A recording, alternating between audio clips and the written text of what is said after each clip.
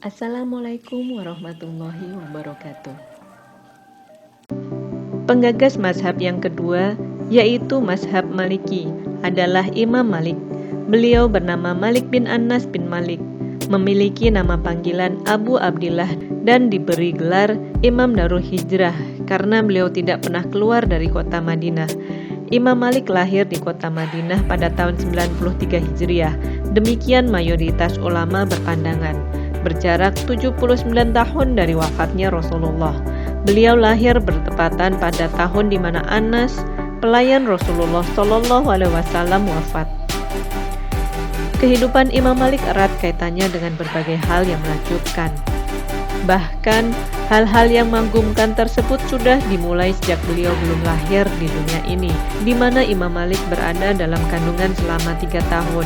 Padahal, lazimnya para ibu mengandung selama 9 bulan.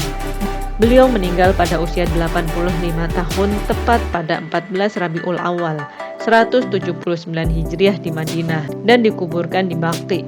Semoga Allah merahmati beliau dengan rahmat yang luas. Amin. Berbeda dengan Imam Abu Hanifah, Imam Malik adalah orang Arab asli. Ayah dan ibunya adalah orang Arab asli yang berasal dari Yaman, yaitu di kabilah Zu'ashabi. Ibu beliau bernama Aliyah binti Syarik al-Asdiyah. Imam An-Nawawi mengatakan bahwa Imam Malik belajar dari 900 ulama, 300 dari kalangan tabi'in, sedangkan 600 dari kalangan tabi'in yang beliau pilih dan ridhoi agamanya. Di antara guru beliau adalah Nafi Az-Zuhri, Ayub As-Sikhtiyani, dan lain-lain dari ulama negeri Madinah. Beliau jarang meriwayatkan ilmu dari ulama negeri lain. Imam Malik adalah seorang ahli hadis dan fikih yang paling terpercaya. Ia menguasai fatwa Umar bin Khattab, Abdullah bin Umar bin Khattab, dan Aisyah binti Abu Bakar. Pada awalnya, Imam Malik memfokuskan studinya pada ilmu hadis. Ia mengarahkan perhatiannya pada fikih ra'yu atau penalaran ahli Madinah yang diterimanya. Corak ra'yu di Madinah adalah perpaduan antara nas-nas dan berbagai maslahat. Imam Malik mengajar ilmu hadis di Masjid Nabawi. Ia juga memberikan fatwa terhadap kasus yang sudah terjadi. Imam Malik tidak mau memberikan fatwa terhadap kasus yang belum pernah terjadi, walaupun hal tersebut diramalkan akan terjadi. Ia juga tidak ingin memutuskan fatwa terkait wewenang hakim. Sang ulama besar itu selalu menggunakan fikih dan hadis sebagai jalan keluarnya. Kitab terbesar Imam Malik adalah Al-Muwatta, yaitu kitab hadis pertama yang pernah disusun.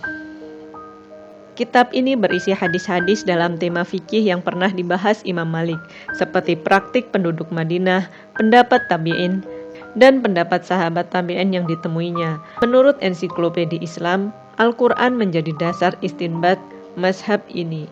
Seperti halnya mazhab yang lain, Al-Quran menjadi dasar utama syariat dan hujah mazhab Maliki. Imam Malik mengambil dari nas yang tidak pernah ditakwil dan mengambil bentuk lahirnya. Dasar keduanya adalah sunnah.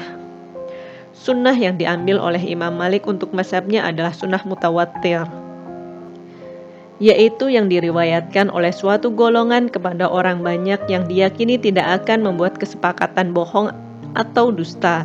Sunnah masyhur dan khabar ahad.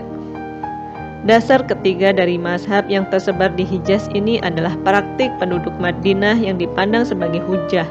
Apabila praktik tersebut benar-benar dinukilkan oleh Nabi Muhammad SAW, Imam Malik mencela ahli fikih yang tidak mau mengambil praktik penduduk Madinah, bahkan menyalahinya. Sebagai dasar keempat, Imam Malik mengambil fatwa sahabat.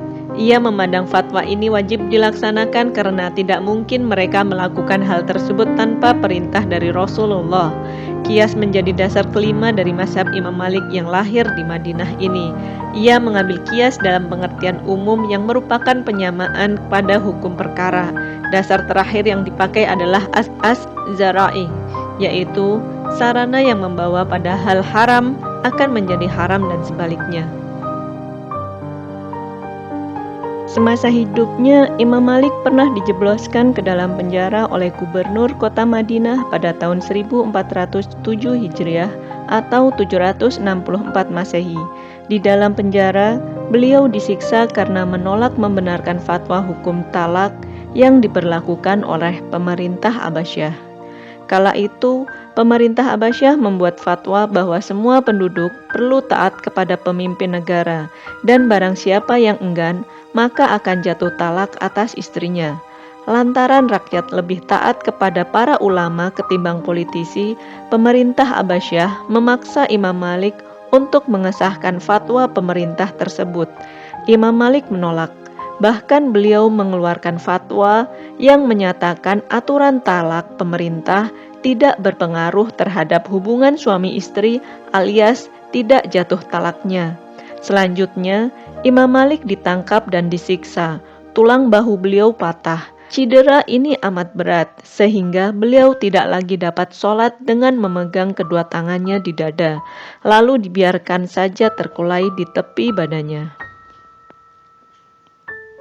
Setelah beliau dibebaskan dari penjara, beliau terus kembali mengajar di Madinah sehingga beliau meninggal dunia pada 11 Rabiul Awal tahun 1709 Hijriah atau 796 Masehi